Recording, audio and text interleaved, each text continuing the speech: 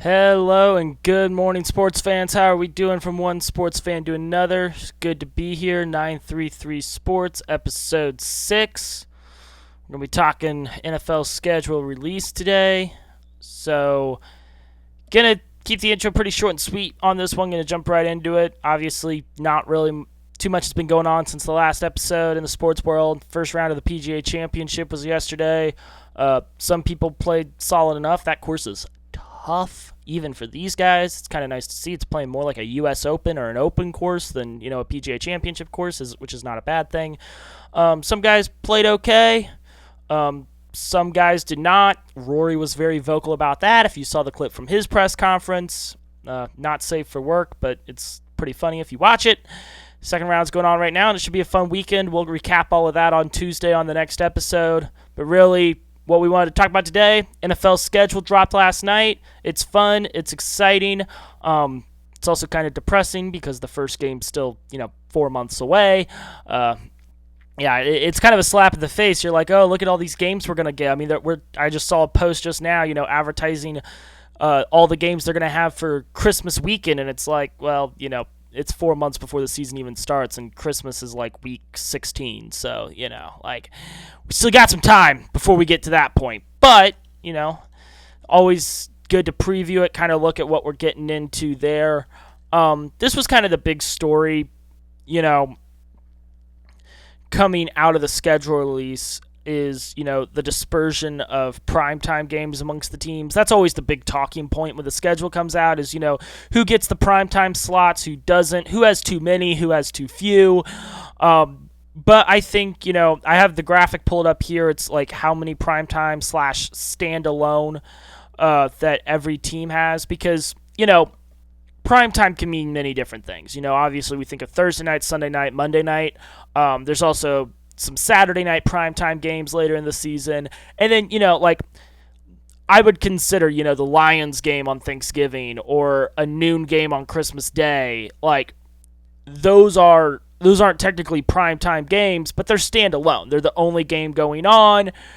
They're going to get a lot of eyeballs on it because it kicks off at noon. Like, it's kind of weird because, some of the international games, they kick off at, 8:30 in the morning Central Time, and it's like, yeah, they're standalone. Are they prime time? Because, it's 8:30 in the morning. It's 6:30 a.m. on the West Coast. Like, how many Americans are actually watching it? Like, you want good matchups, but you don't want great ones. It's just kind of weird. So I think what I'm looking at, the graphic I have here is, late kickoffs. So, those 8:20 Eastern Time kickoffs. And the big talking point is there's 5 teams with 0. You're looking at the Raiders, Cardinals, Jets, Dolphins, and Titans. And, I don't think a lot of people are expecting too much from any of these teams. I mean, let's be honest here. Outside of the Dolphins, the other 4 teams had the first 4 picks in the draft this year. So, they're not good. Nobody expects them to be great. I mean, Cardinals and Jets specifically were drafting in the top 3 this year. Nobody would be surprised if they're drafting in the top 3 again next year.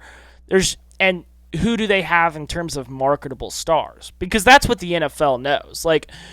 You have to market your stars. I mean, we know this. Mahomes, Allen, your quarterbacks, your matchups that people want to see. And, everybody's excited about Jeremiah Love, but he's a running back prospect is not enough to put a team on Thursday, even a Thursday night game. Let's be honest here. It's just not, and that's okay.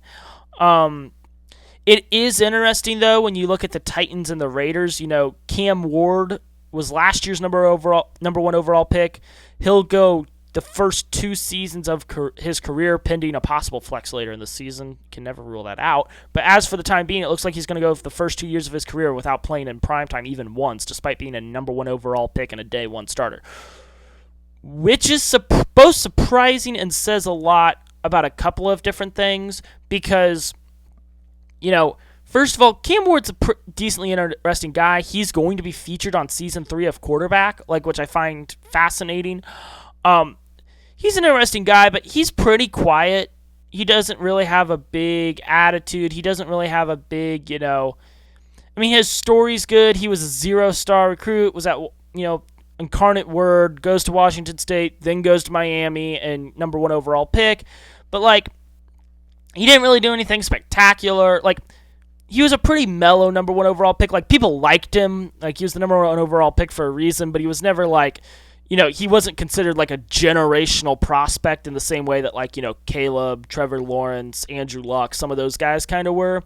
And, his rookie year wasn't great. I mean, you can blame a lot on the Titans and not necessarily him, but also still, like, there were times that season it's like, yikes, like, he's struggle bus. Now, I think we all expect the Titans to be better this year, especially on offense with Dable calling the plays, but it is fascinating that the NFL is just like, no, we don't even want this guy in prime time. We're not even going to try and market him. And I think a lot of that has to do with, we're not sure on what this guy's going to be.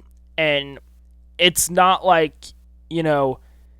Caleb Williams and the Bears or Drake May and the Patriots, Drake May's rookie year. Like, with those teams, you're looking at Chicago's a major market. Boston's a major market. You keep going down the list of teams. You're talking about major markets here. With this one, not only are we not sure if this guy's going to be interesting or not, he also plays in Nashville, Tennessee. It's one of the smaller markets in the league. I mean, it's not the smallest, but,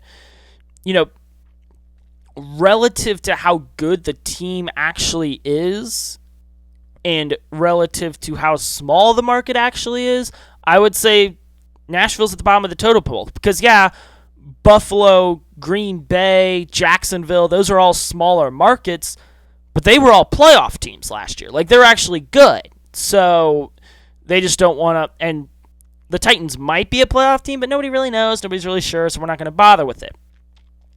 The Raiders, it's different because Mendoza was the number 1 overall pick this year, but he plays in Vegas, which is a sizable market, and people don't expect them to be terrible this year. We don't, maybe not a playoff team, but we expect them to be decent. It's Vegas, it's a bigger market, but maybe the fan base isn't quite there. Like, I think if we knew for a fact that Fernando Mendoza would start week 1 over Cousins, the Raiders would have at least 2 primetime games. Because Mendoza was such a big college star at this past year at Indiana, you really can't not put him in primetime at that point. But I think the reason the league didn't is because they're not even sure if he's going to play. So I think they erred on the side of caution, and especially you look at some of these other games they put in primetime. This speaks to the overall schedule. They didn't outthink the room. They played it safe in a lot of ways. But that's not a bad thing.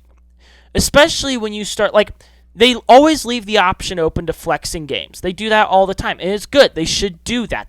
It's a smart thing to do. You want interesting matchups in these standalone spots. However, you can't really flex a game out of Christmas or Thanksgiving as easily, especially when you're talking about the fact that, on Thanksgiving, Detroit hosts the first game, the Cowboys host the second game. You kind of have to, like, be pretty consistent on that.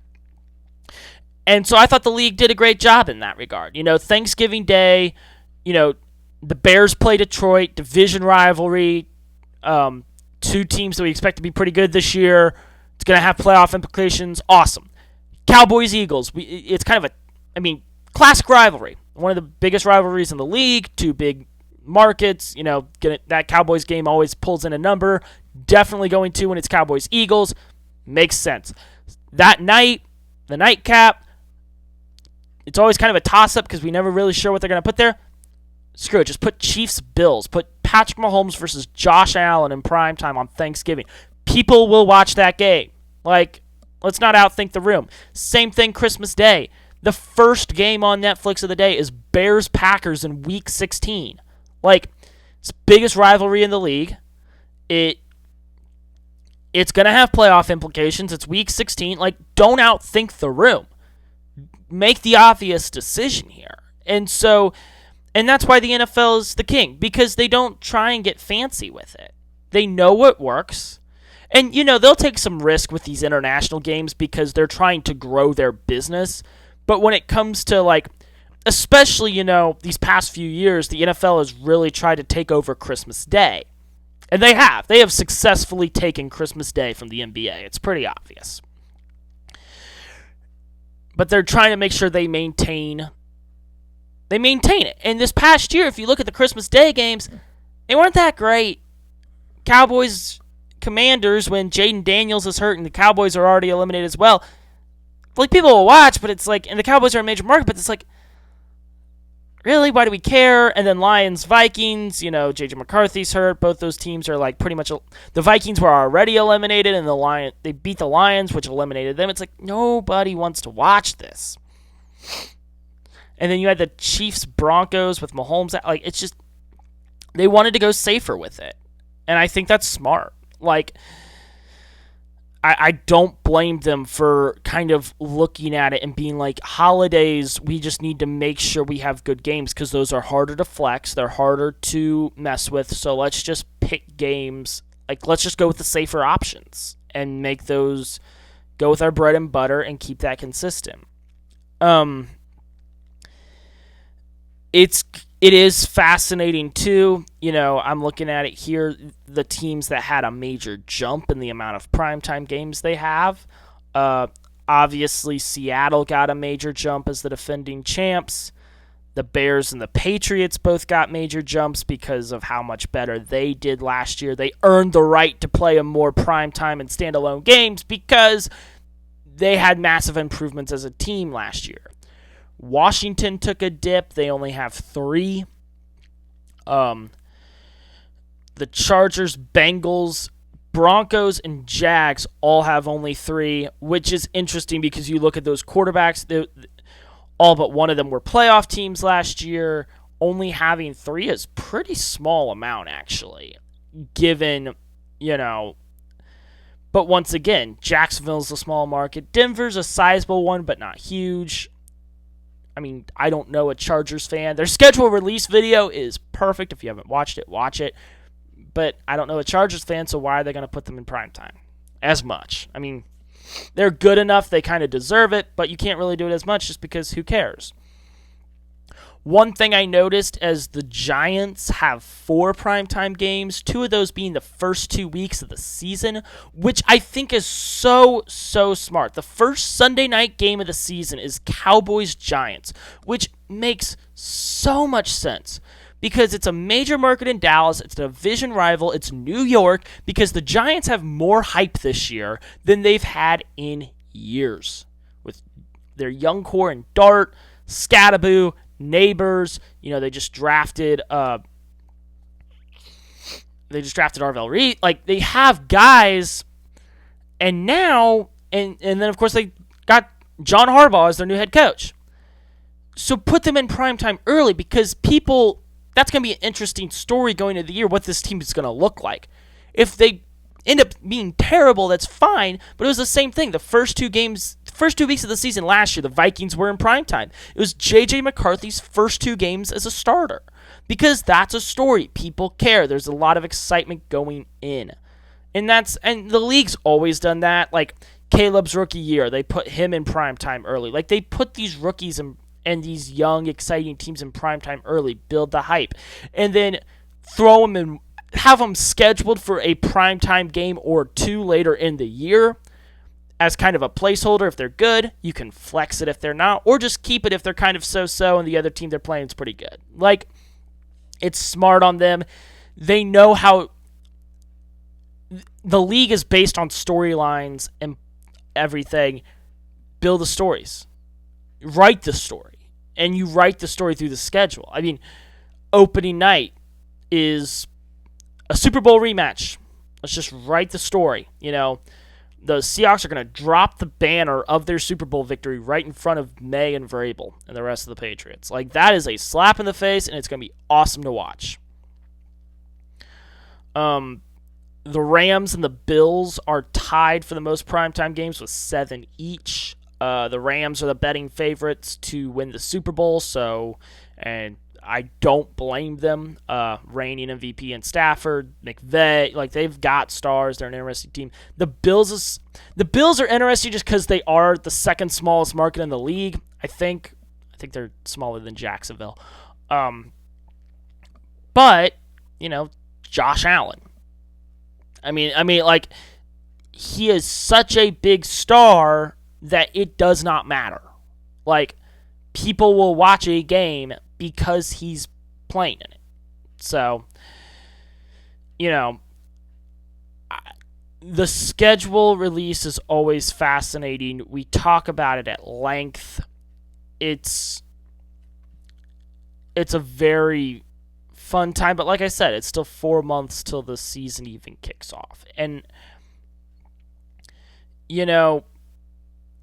it's hard to break down every game because, we're going to get to the start of the season and it's such a 30,000-foot view because it's all hypotheticals. This is what the league has on the docket. Some of this could change, some of that could change. I will say now more than ever, the league's willingness to experiment in certain areas.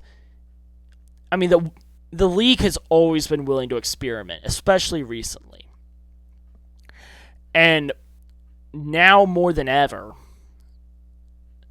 they are experimenting, but it kind of seems like a safe bet anyway. It's weird. Like, for the first time ever this year, they're playing a game on Thanksgiving Eve. It's a Wednesday night, but, like, people are going to watch it. Like, the night before Thanksgiving, everybody's already home with their families, going to be sitting around. What's going on? Oh, there's an NFL game on. We'll just watch that. And it's Packers-Rams. People will watch that game. Like, put 2 playoff teams in there and start doing that because there's nothing else on. You got no competition. Get another primetime game. You'll get 20, 25 million viewers. And, yeah, that's just more money in the league's pocket. That's just making the owners richer. They're starting the season on a Wednesday night, but guess what? Because it's the first game of the year and it's a Super Bowl rematch, people are going to watch it. The very next night, Rams, Niners in Australia. This is the only one where it's kind of weird because why are we playing in Australia? You're making them fly all the way there. The game's at 10:30 in the morning Australia time, which is super early for these players. It's super early for the fans.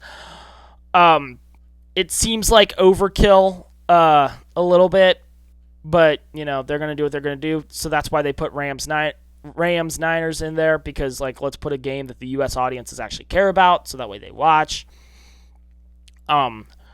One thing I thought was very interesting is, there's a lot of international games. There's 9 of them, if I'm remembering correctly. And most of them are in Europe. There's that game in Australia. There's Sunday Night Football in Mexico City, which I think is interesting because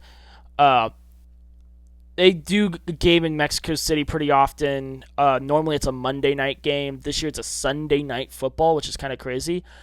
And then they're doing the Rio game. They've done it in the years past.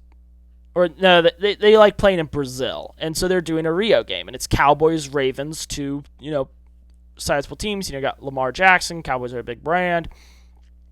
It's a 4:25 Eastern kickoff. It's not a primetime game. It's 4:25 on Sunday, which I thought was very surprising.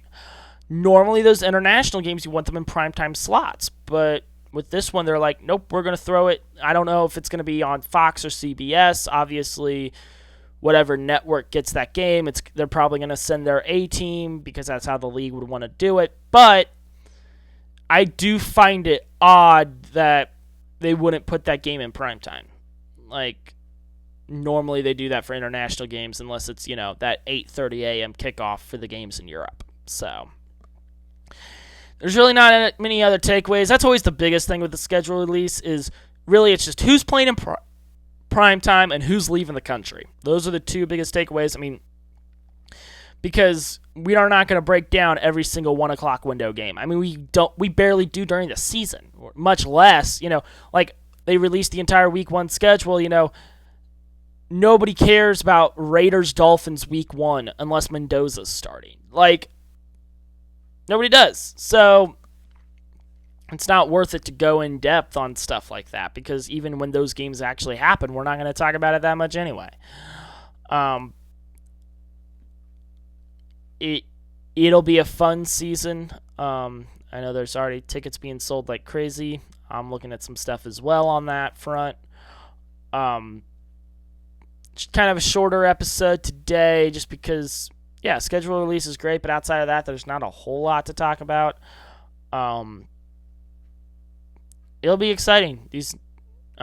Obviously, we still gotta wait till football season actually starts, but can't wait for it to get here. Can't wait to do the thing, and yeah, tired of sitting on our hands and just waiting, but we'll get there eventually. So stay strong, Warriors. Watch some golf this weekend, and that's all for now. Have a good one.